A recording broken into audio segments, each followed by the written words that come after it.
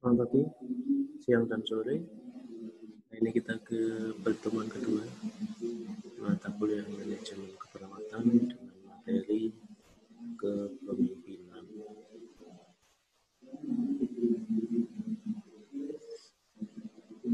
Baiklah, kita mulai. Leadership atau kepemimpinan.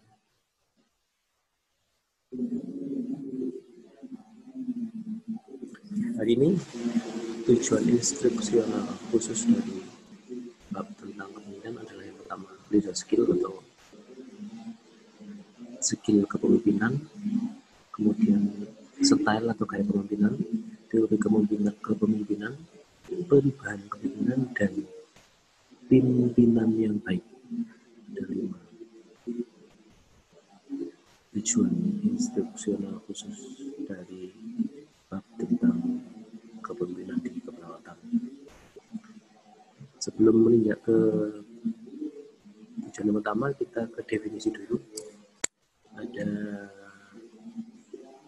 1, 2, 3, 4 definisi. Yang pertama dari George Terry, leadership as relation in this person namun to better willing to relate acts to what the leader desire. Kepemimpinan adalah hubungan di mana seseorang mempengaruhi orang lain untuk bekerja bersama-sama berkaitan dengan tugas atau memenuhi apa yang diinginkan oleh orang tersebut atau pimpinan tersebut. Itu adalah definisi dari Terry. Yang kedua, definisi dari Knowles and O'Donnell. Leadership is the process of influencing. Kepemimpinan adalah proses mempengaruhi orang so that they will strive willingly toward the achievement of the goal. Sehingga mempengaruhi orang sehingga mereka mau melakukan usaha untuk mencapai tujuan kelompok. Itu dari Knowles and O'Donnell. Yang ketiga dari Chester Bernard, leadership refer to the quality of the behavior. Kepemimpinan adalah hubungan dengan kualitas perilaku of the individual, perilaku seorang menghadapi their people, sehingga mereka dapat mengarahkan orang on their activity in other organism, mengarahkan orang dalam aktivitasnya untuk bekerja dalam organisasi. Itu dari Knowles and O'Donnell. Dari Chester Bernard. Kemudian dari Money and Riley, leadership is regarded as the form which authority assumes when it enters into process. Kepemimpinan adalah berkaitan dengan bentuk otoritas yang ada dalam suatu proses. Itu dari Money and Riley. Selanjutnya dari Livington, leadership is the ability to work with result to follow a common objective. Adalah kemampuan untuk membangkitkan desire, keinginan untuk mengikuti suatu tujuan. Itu adalah Livington.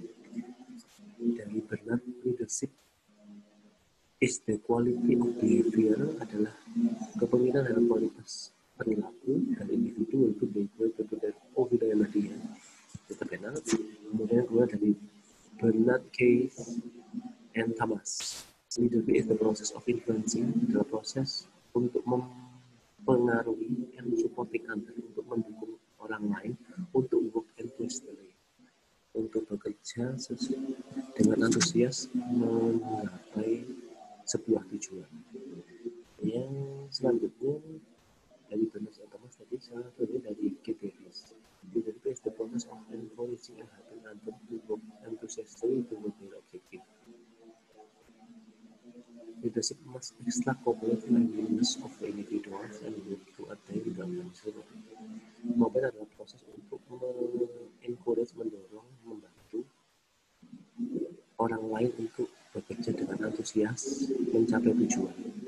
Kepemimpinan juga harus extrapolate and willingness, memunculkan kerjasama dan keinginan dari individu atau kelompok untuk menggapai tujuan organisasi. Itu dari Keith Davis.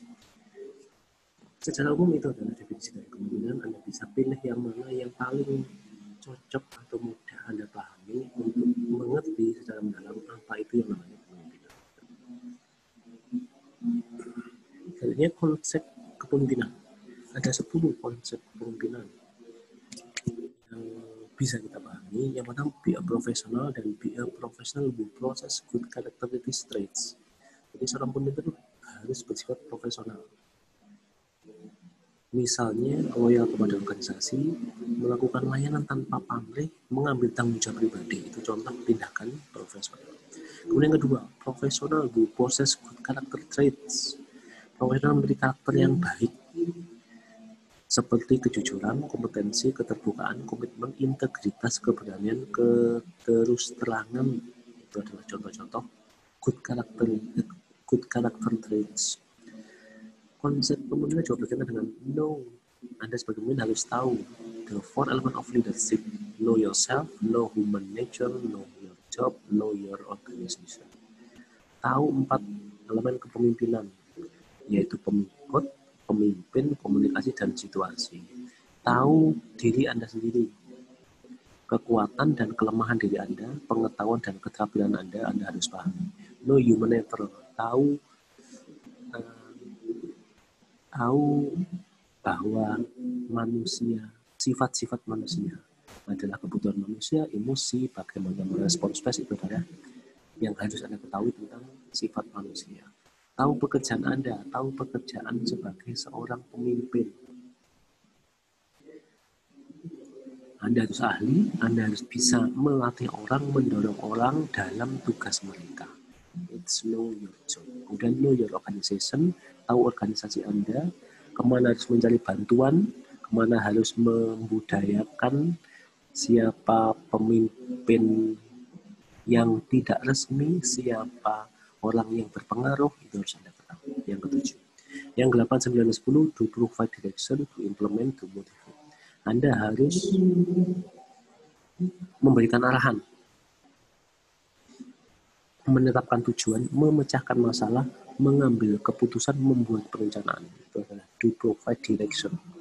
Kemudian to implement, berkomunikasi, mengkoordinasi, mengawasi, mengevaluasi. Itu adalah bentuk dari do, untuk implement sebagai seorang pimpinan. To motivate, memotivasi, mengembangkan moral, semangat, melatih, menasehati. Itu adalah bentuk dari do motivate. Itu adalah 10 konsep of leadership. Selanjutnya, what is leadership style? Apa itu gaya kepemimpinan? Gaya kepemimpinan adalah bagaimana mereka berhubungan dengan orang lain. Itu yang pertama, di dalam dan di luar organisasi. Yang kedua, bagaimana mereka memandang diri mereka sendiri dan posisi mereka. Yang kedua, yang ketiga, apakah mereka berhasil sebagai pemimpin atau tidak. Itu adalah what is a leadership style. How do you determine what is an appropriate style? Mana style yang cocok? Mana gaya yang sesuai? Pimpinan yang baik biasanya memiliki gaya mereka gunakan secara sadar. Sekali lagi, mereka gunakan secara sadar sebagai besar waktu, tapi mereka tidak kaku. Jadi mereka tahu, tapi tidak kaku. Mereka berubah seperlunya, menangani apa yang muncul. Konsisten dengan apa yang diharapkan dalam organisasi. Gaya kepemimpinan harus konsisten dengan tujuan, misi, dan filosofi organisasi. Itu adalah gaya apa yang sesuai. Yang ketiga, how do you determine what is appropriate style? Bagaimana menentukan gaya yang tepat atau gaya yang sesuai? Yang pertama, pimpinan yang baik menggunakan gaya secara sadar. Tadi, mereka berubah sepenuhnya, konsisten. Kemudian gaya harus konsisten dengan tujuan. Jadi, kalau gaya dan tujuan itu harus konsisten. Itu tentang what is, how, tentang gaya kepemimpinan. Selanjutnya kita ke apa? Analisis sebelum ke gaya, macam-macam gaya kepemimpinan, kita ke analisis of leadership effectiveness. Agar efektif, kepemimpinan itu akan efektif. Yang pertama adalah define and measure some criteria of organization effectiveness. Jadi mendefinisikan yang terukur kriteria untuk mengukur sebuah organisasi itu efektif atau tidak. Itu harus didefinisikan. Yang kedua, access leadership style of organization leader. Melihat style kepemimpinan yang ada di organisasi tersebut. ketika attempt to correlate organizational performance with leadership.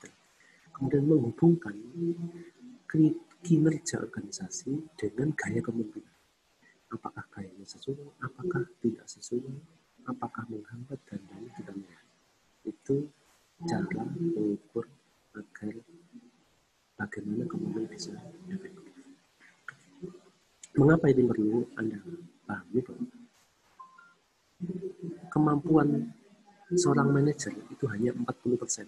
Gaya kepemimpinan itu berpengaruh hanya 40%. 60% itu tergantung dari kontribusi, keinginan, dan tekanan.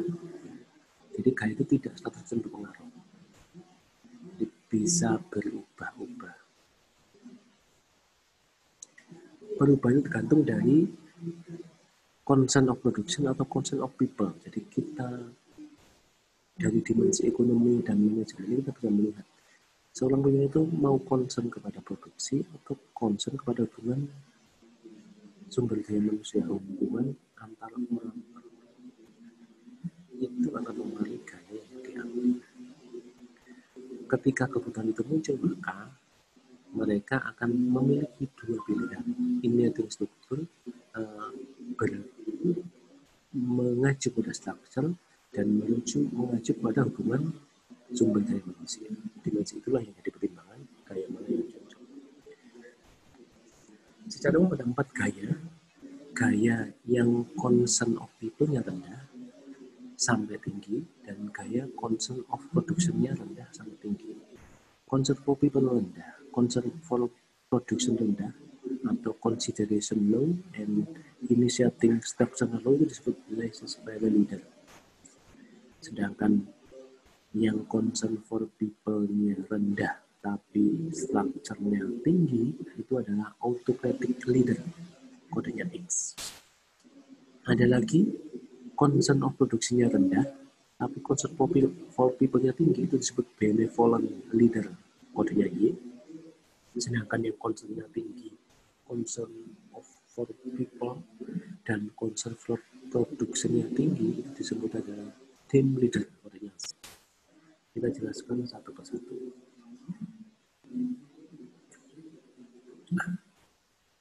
Sebelum kita ke satu titik, di antara 4 gaya ini mana yang paling berhasil, mana yang paling baik? Tim leader adalah yang paling efektif karena dia terbukti 9,9 nilainya kemungkinan akan berhasil menjadi seorang pimpinan. Itu adalah tim leader.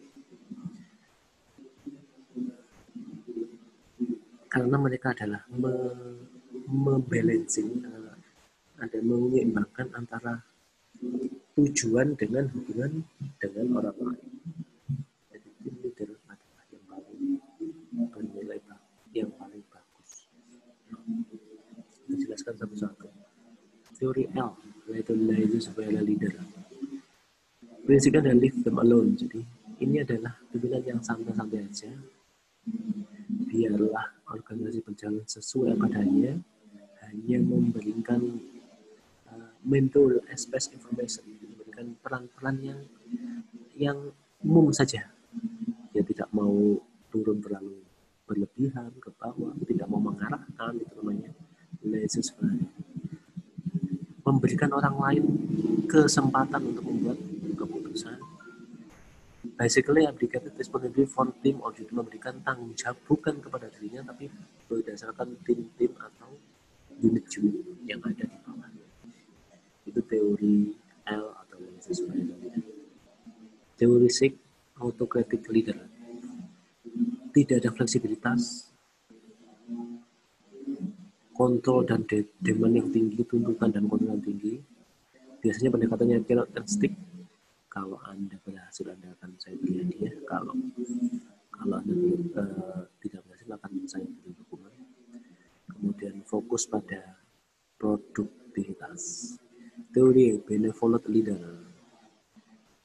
sangat berorientasi sumber daya manusia, sangat menginspirasi, suka menolong, organizes around people, sangat paternalistik, ada kelompok-kelompok anti-klub atmosfer non kompetitif. Jadi biasanya santai-santai saja karena mereka percaya bisa saling mendukung. Ini banyak orang tidak lebih mementingkan hubungan antar pegawai. Yang terakhir, team leader, teori menyeimbangkan produktivitas dan sumber daya manusia,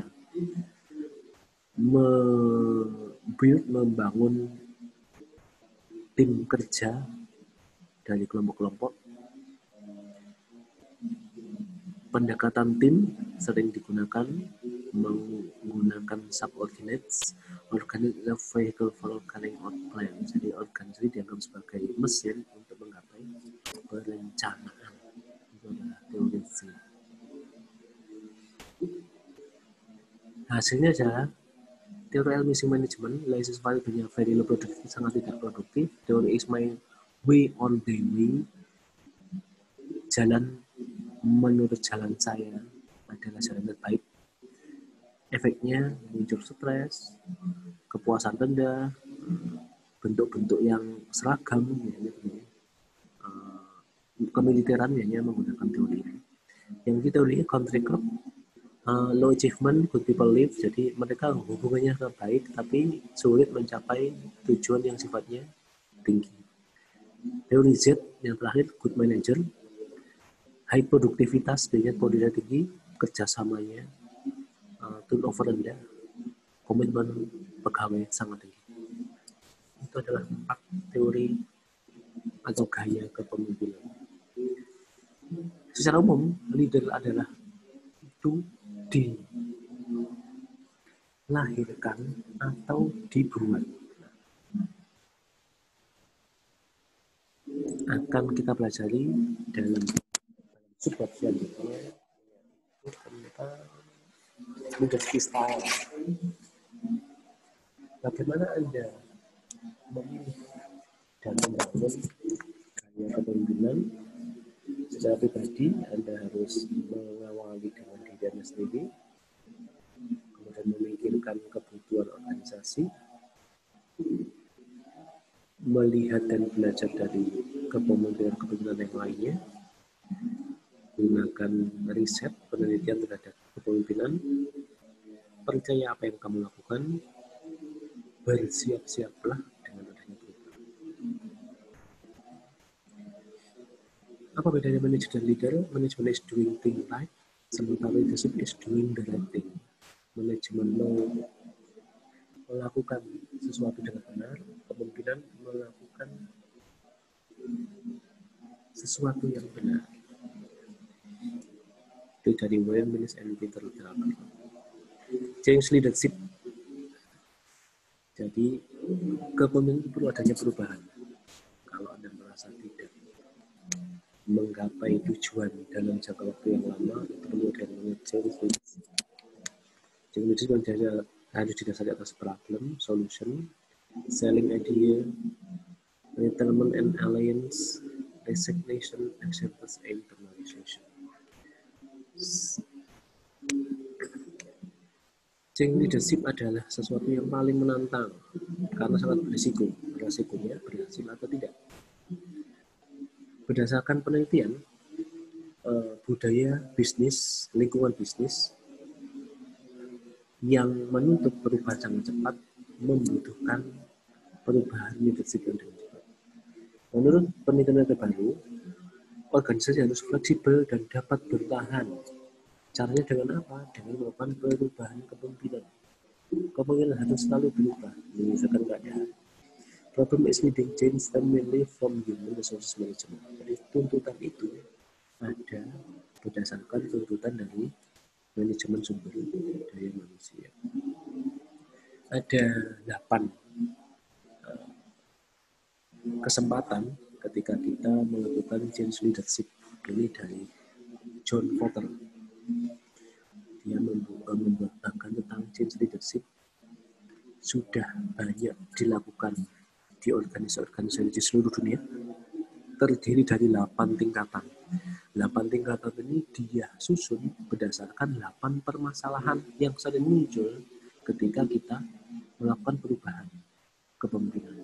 Yang pertama, kita terlalu puas. Jadi 8 keadaan yang menggagalkan perubahan kepemimpinan itu adalah yang pertama, kita terlalu puas, gagal menciptakan tim yang kuat, yang ketiga, meremehkan visi, yang keempat, kurang mengomunikasikan visi, yang kelima, mengizinkan jabatan untuk menghambat perubahan, yang keenam, gagal menciptakan kesuksesan jangka pendek, yang ketujuh, berbahagia atau merayakan kemenangan terlalu cepat, yang kedelapan, mengabaikan perubahan budaya. Ini 8 hal yang harus diwaspadai dalam change of leadership, dalam perubahan kepemimpinan. Dalam rangka mewaspadai ini, maka John Kotter menyusun 8 langkah untuk merubah ke dalam perubahan kepemimpinan agar dapat berhasil.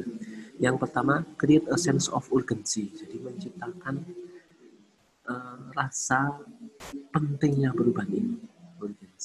Yang kedua, build a guiding coalition. Jadi membangun koalisi kelompok kecil yang nyata-nyata ingin adanya perubahan. Kelompok ini yang akan menjadi inti dari perubahan tersebut. Yang ketiga, form a strategic vision and initiative. Yang keempat, membentuk visi dan strategi. Yang keempat, mengkomunikasikan visi melalui volunteer. Yang kelima, enable action by removing barrier. Kalau ada hambatan, lakukan singkirkan. Jadi Anda identifikasi adanya hambatan, kemudian coba disingkirkan. Yang generate short term wins.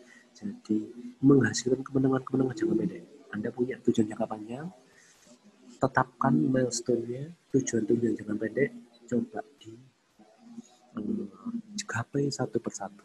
7, mengkonsolidasikan sustain acceleration. Keuntungan dan hasilnya lebih banyak perubahan. Yang ke-8, institute change. Jadi menancapkan pendekatan baru dalam budaya organisasi. Jadi perubahan itu harus dibudayakan. Itu yang ke-8. Itu adalah 8 langkah perubahan kepemimpinan. Setelah change of leadership, kita ke theory of leadership. Good leader always theory of leadership. Ada 1, 2, 3, 4, 5, 6 teori leadership. Yang pertama, trait theory atau teori sifat, bahwa trait theory mempelajari bahwa pimpinan itu adalah mewarisi sifat tertentu yang membuat mereka lebih cocok menjadi pemimpin. Jadi pimpinan itu dilahirkan. Itu adalah trait theory. Sifat-sifat yang dilahirkan melekat kepada seorang pemimpin adalah seperti ekstrovert, percaya diri, berani. Itu adalah contoh trait theory. Yang kedua, transformational theory of leadership atau teori hubungan. Fokus pada koneksi yang membentuk antar pimpinan. Jadi pimpinan terbentuk adanya karena ada hubungan antara pemimpin dengan pengikutnya. Yang ketiga, behavioral theory of leadership, teori perilaku, pada keyakinan bahwa pimpinan besar itu dibuat, bukan dilahirkan. Ini kebalikannya dari trait theory. Jadi perubahan perilaku itu bisa terjadi dan bisa dipelajari. Yang keempat, kontingensi teori. Teori kepemimpinan kontingensi fokus pada adanya variabel berkaitan dengan lingkungan yang mungkin menentukan gaya kepemimpinan. Jadi kepemimpinan itu tergantung dari lingkungan sekitarnya. Kemudian invitational theory adalah teori undangan. Jadi mengundang siapa saja yang dapat tertarik untuk berhasil menjadi pemimpin. Dari luar organisasi diambil orang-orang yang memiliki, diundang orang-orang yang memiliki kepentingan, kapabilitas untuk mampu membuat organisasi berubah. Itu invitational theory. Kemudian yang terakhir, transactional theory of leadership. Teori kepemimpinan transaksional, yaitu perlu fokus pada peran pengawasan, kinerja organisasi dan kelompok. Itu adalah teori transaksional theory of leadership. Itu adalah 6 teori of leadership. Selanjutnya, untuk menjadi good leader yang baik, Anda harus yang pertama challenge people to think. Pimpinan harus mampu men-challenge anak buahnya, orang-orang untuk berpikir. Communicate clear expectation, jadi berkomunikasi dengan jelas. Lead by example, memimpin dengan contoh. Make a decision, membuat keputusan. Make other feel safe to speak up, membuat orang lain merasa aman untuk berbicara. Measure and reward performance, mengukur dan memberikan penghargaan terhadap kinerja. Properly allocate and develop talent, jadi mengalokasikan dan membangun kemampuan dari bawahannya. Provide continuous feedback, positif and negatif, mengatur adanya masukan baik yang positif maupun negatif. According to others, good leader always accurate to others, accountable to others, bisa dipertanggungjawabkan, orang lain percaya. Great teacher, seorang guru yang baik. Ask question and seek counsel, selalu bertanya dan mencari jawaban dari pertanyaan tersebut. Create a positive energetic atmosphere, menciptakan atmosfer yang positif. Generally enjoy responsibility, secara genuine itu suka adanya tanggung jawab. Invest in relation, selalu menginvestasikan terhadap hubungan, jadi membina hubungan yang baik dengan orang lain. Problem solve without procrastinating, memecahkan masalah tanpa menunda-nunda. Itu adalah good leader. Yang terakhir, apa bedanya bos dan leader? Apakah bos juga ini adalah seorang pemimpin? Itu adalah pertanyaan, silakan Anda coba analisis. Pikirkan tentang bos, pikirkan tentang leader. Apakah bos dan leader itu sama? Kalau sama, apa persamaannya? Kalau berbeda, apa perbedaannya? Yang terakhir dari John F. Kennedy, leadership and learning are indispensable. Jadi kepemimpinan dan belajar itu adalah sesuatu yang sangat penting. Dua-duanya tidak bisa dipisahkan. Terima kasih atas waktunya. Demikian presentasi hari ini. Tugas tentang beda bos dan leadership silakan dikerjakan. Terima kasih. Wassalamualaikum warahmatullahi wabarakatuh.